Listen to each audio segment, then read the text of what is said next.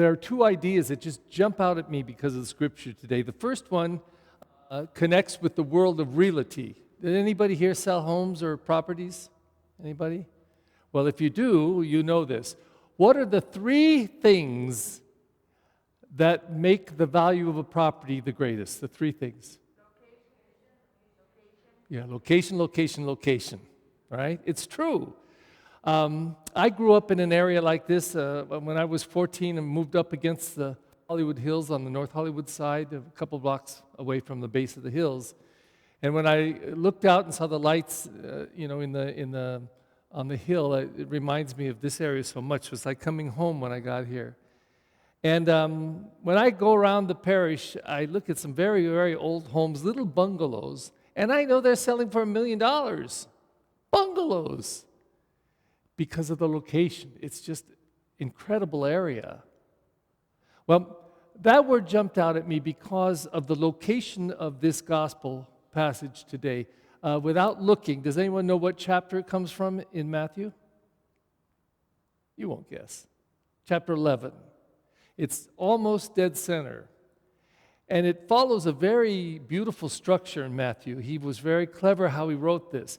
He wrote the first two chapters, they're the infancy narratives. Only he and Luke have them.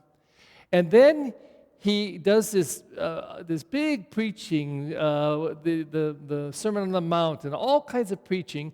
And then he gives a call to the apostles. And right after that, immediately comes this passage. This is what happens to my followers. And then it goes to teaching, teaching, teaching, and then his call to go to Jerusalem for his end, which is on the cross. So there's this parallelism in what happens to disciples and what happens to Jesus. And we really only understand this once we see Jesus get here. And that brings up the second theme, which has to do with his yoke. Jesus says, "Come to me, all you who are burdened and find life burdensome, all those who are tired." Jews were tired. They had a huge amount of laws and rules, 613. Jews loved symbolism, so they had 365 negative commandments. You shall not do this. That represented the 365 days of the year. And then they had 248 positive commandments that represented the number of bones and major organs in the body. This is what they said. So this wrapped up for them the way they were to live. Well, when Jesus comes along, he says there's only two things you have to do. Actually, three, but he names them in two laws. What is it? Love God with all your heart, soul, mind, and strength, and love your neighbor as you love yourself. Those three things are wrapped up in those two laws of love. There's the burden. Love. I was looking at a little reflection from some Christian minister about the yoke, and the yoke not being Y-O-L-K, but Y-O-K-E. Now, my family grew up on a farm, but I didn't. I grew up in the city. When I watch movies about how life was, I'm so grateful I was born in 1950, when we already had automobiles and jets and air conditioning and all kinds of conveniences.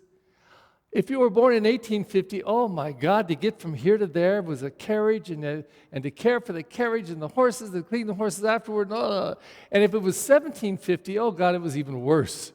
We are over-convenienced. Life is so easy with the conveniences that we have. But the burden of life is still tough. It's work, and life is tough. And we all go through the struggles. This coronavirus is a worldwide piece of work, worldwide. And there's worldwide fears and withdrawings and having things taken from us that were convenient and comfortable before. It's just life. It's tough. We got to go through it. But Jesus said, it's not just so much the things that are given to you, it's what you do with them. And that's the yoke. Now, this minister said he was driving by a farm one day and he saw two oxen, a big one, and then a little baby one. And they were both tied to the yoke. And the yoke's a big wooden, like, cross frame. And then they hook up, tie, or chain the oxen, and then they, whip them, hey, hey, hey, hey. And as the oxen move, they pull the plow, and then they plow all the ground. But who was doing the work? The baby? I don't think so. It was this big mother oxen. She was yoking the young one, teaching the young one. It's about work, and it's tough. Let's go. Let's get it done. Said it in the oxen language. I speak oxen, so I know that's what they said. Well, this is it. Jesus gives us the yoke. It's right there. The yoke is this cross, and it's not just that he's on the cross, but what he does with it. Because as he was falsely accused and arrested and stripped and spit upon, and a crown of thorns was shoved into his head, and he was carrying the cross, and he was nailed to the cross and lifted on the cross to die, and as he's dying, he had every reason to hate, but you've heard it before, I'll say it again, Father, forgive them all, they know not what they do. In the face of hatred and injustice, he could have sought revenge and hated back, but he didn't. And this is the beauty of his yoke. It took him to a place of total freedom, the highest freedom possible, that when all this was done to him, it didn't change him. Rather, digging deep down in his spirit, like the second reading speaks about, he found that life. He wasn't just tied up in body, he was a spirit-filled man. From the depths of his spirit, he could love in the face of hatred. Now, this is a difficult lesson to learn. And it's one that we can't just figure out with our brain and our head. I mean, we can understand all the words and everything I just said, but how do we live it? And I think in the scripture today, Jesus gives the key. He says we have to be like little children. He says, come to me, all you who will find life burdensome, I will refresh you. He says, I'm not giving this message to the wise and learned. They don't get it. I'm giving this wisdom to the little ones. Because little ones are open in a different way. One of the beautiful things, I love this passage, the gospel, because I use it for baptisms a lot. Because one of the things that's kind of unique about little ones, until about age 4 maybe, is that the trust and love that they have for mommy and daddy is it's almost like adoration. It's what we are taught to do with God. Little ones adore mommy and daddy. Oh, they go through their no stage and they get all fussy, but they believe in mommy and daddy. It's absolute.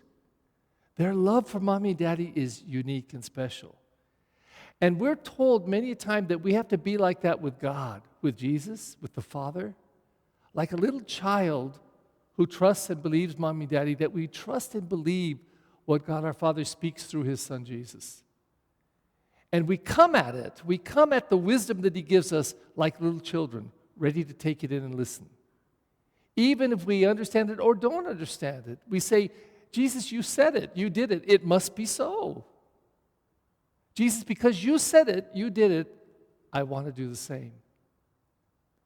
And in this sense, he is yoking us. He's the big ox and we're the little oxes, and he's teaching us how to get there, how to get to this place and find in this place still a place of forgiveness and love.